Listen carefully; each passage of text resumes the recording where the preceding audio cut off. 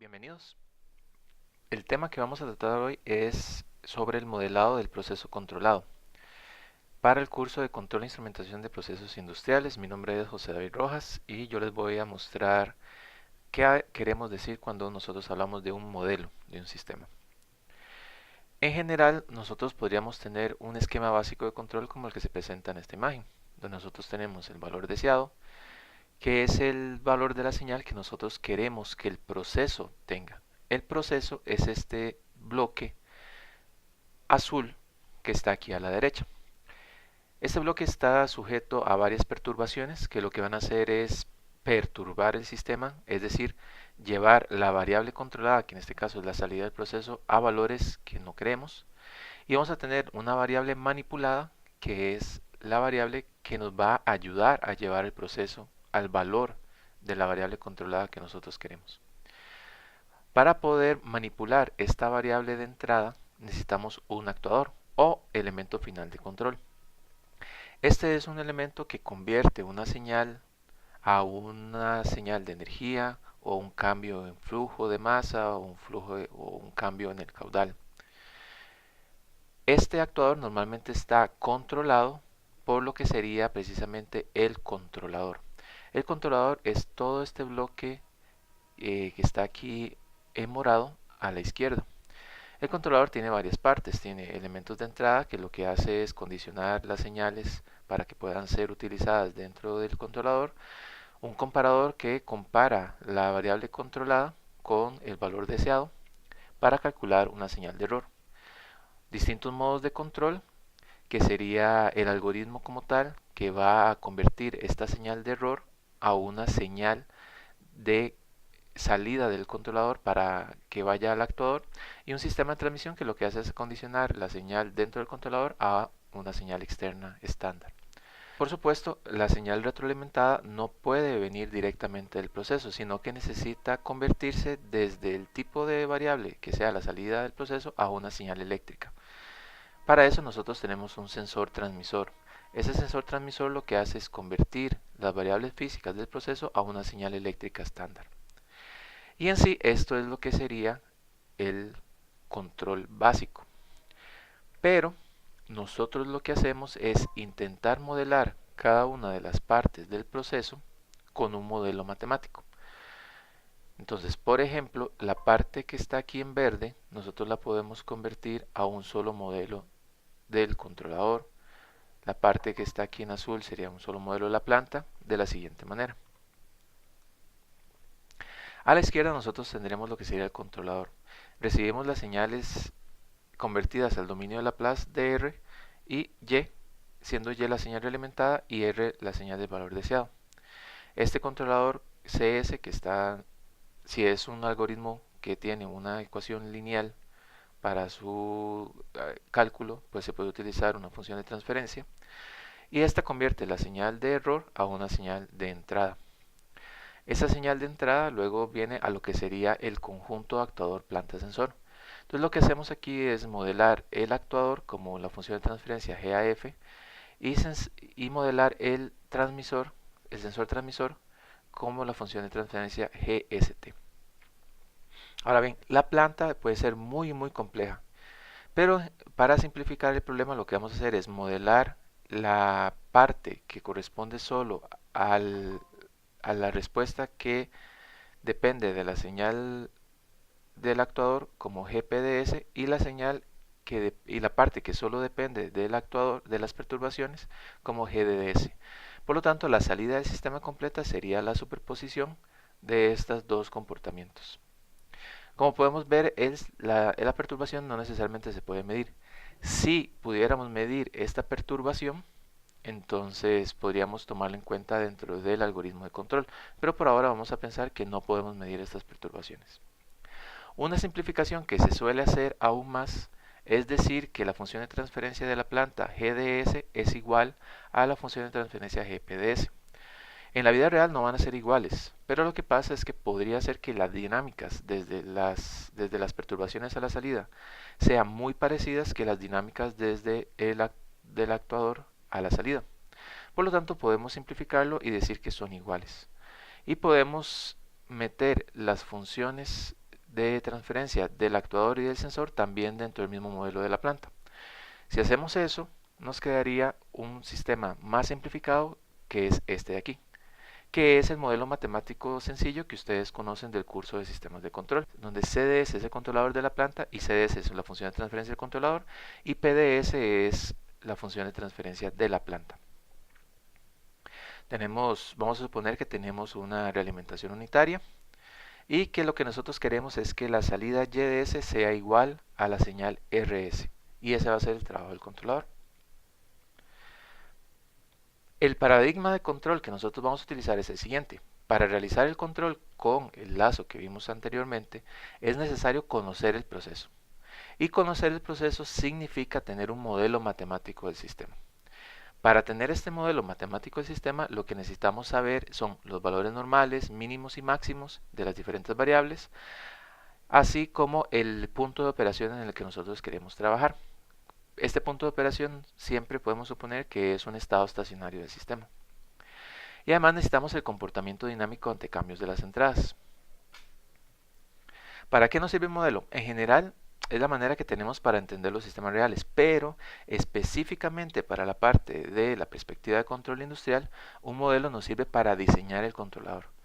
Un modelo puede ser que no sea muy parecido a la planta, pero si con ese modelo nosotros somos capaces de hacer un controlador bueno que nos sirva para controlar el sistema industrial, entonces podemos decir que ese modelo es suficientemente apto para la tarea que necesitamos. Entonces no es tanto tener un modelo perfecto de la planta, sino tener un modelo suficientemente bueno para hacer el control. El proceso de diseño sería más o menos el siguiente. Nosotros tenemos un sistema que es algo, digamos, que queremos controlar, puede ser un sistema industrial en nuestro caso, y a partir de un proceso de identificación o de modelado, pues construimos el modelado del sistema. A partir del modelo del sistema nosotros sintonizamos el controlador. Sintonizar significa definir las variables del controlador, del algoritmo de control. Y este controlador pues lo que va a controlar es el modelo del sistema. El controlador nosotros normalmente utilizamos MATLAB o algún software de cálculo para poder diseñar los sistemas de control. Y entonces cuando nosotros tenemos esto y nuestro controlador es capaz de modelar el sistema y nosotros hacemos la simulación, pues nos sentimos muy bien porque nuestro controlador normalmente va a controlar muy bien el sistema. Pero la pregunta sería, ¿este controlador es capaz de controlar el sistema? Porque el modelo del sistema definitivamente no es lo mismo que el sistema como tal.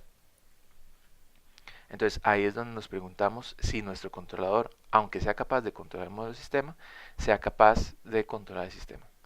Entonces, aunque es cierto que el modelo lo utilizamos para diseñar el controlador y que un modelo perfecto del sistema no es tan importante, necesitamos un modelo lo suficientemente bueno para que el controlador pueda, además de controlar el modelo del sistema, poder controlar el sistema como tal. Y eso es lo que nosotros tenemos que hacer ahora. El modelo del sistema va a tener dos partes, el modelo estático y el modelo dinámico. El modelo estático también se le llama la curva estática y es el modelo matemático que establece la dependencia entre la variable controlada y la variable manipulada en estado estacionario. Es decir, viéndolo desde otro punto de vista, el modelo estático son todos los posibles puntos de operación del sistema. El modelo dinámico es el modelo que nos da la respuesta transitoria del sistema. Es decir, cómo el conjunto actuador, planta y sensor pasa de un estado en régimen permanente a otro al cambiar una señal de entrada, ya sea una perturbación o una señal del actuador. Entonces el modelo dinámico es lo que normalmente hemos utilizado hasta ahora para diseñar el controlador, pero necesitamos también conocer el modelo estático. Particularmente para el primer laboratorio del curso lo que vamos a hacer es encontrar el modelo estático. En el segundo laboratorio vamos a encontrar el modelo dinámico y en el tercer laboratorio vamos a diseñar el controlador del sistema. La curva estática puede tener diferentes formas, pero en general si el sistema es no lineal, pues la curva no va a ser una línea recta.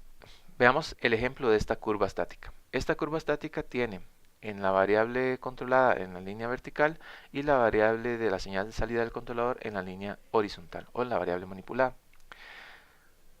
las curvas que están ahí representan todos los posibles valores de la salida dada cierta entrada cuando se llega a estado estacionario.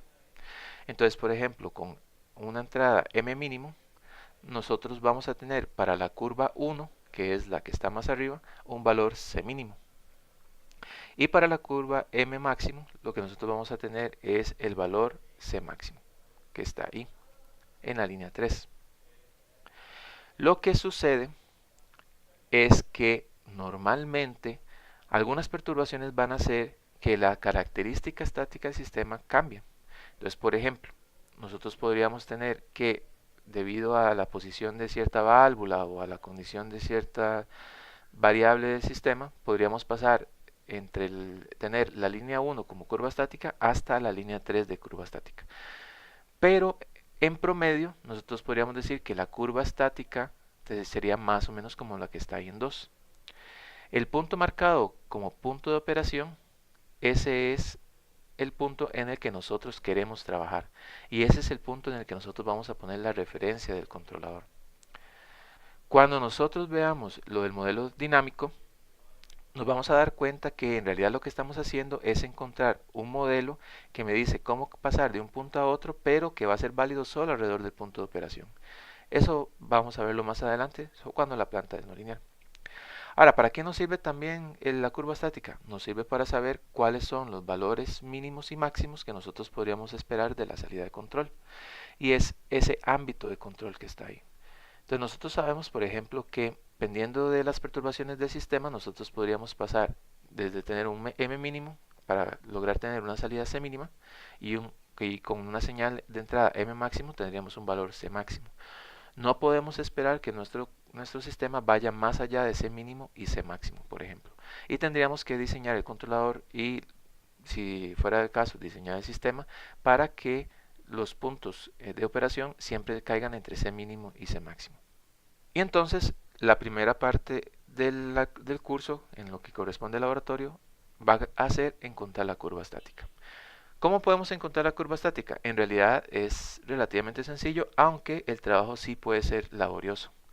Lo que necesitamos es darnos cuenta de cuál es el valor mínimo y cuál es el valor máximo de la variable manipulada, llevar el sistema a diferentes puntos de operación entre este mínimo y este máximo y guardar en un archivo cuáles son los valores de la salida una vez que se ha llegado a estado estacionario.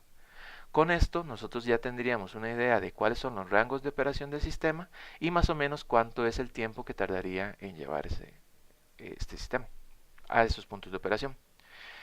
El laboratorio en sí es sencillo, lo que sí les recomiendo es que saquen bastante tiempo porque dependiendo de las perturbaciones del sistema podría ser que para llegar de un punto de operación a otro el sistema pueda tardar entre 5 y 10 minutos. Y si ustedes quieren sacar 10 puntos por lo menos para que la curva sea buena, pues van a necesitar aproximadamente una hora, hora y media, 2 horas para poder hacer una buena curva estática. En los siguientes videos les vamos a mostrar cómo utilizar el sistema RTX 578 para practicar la obtención de los modelos tanto estáticos como dinámicos del sistema.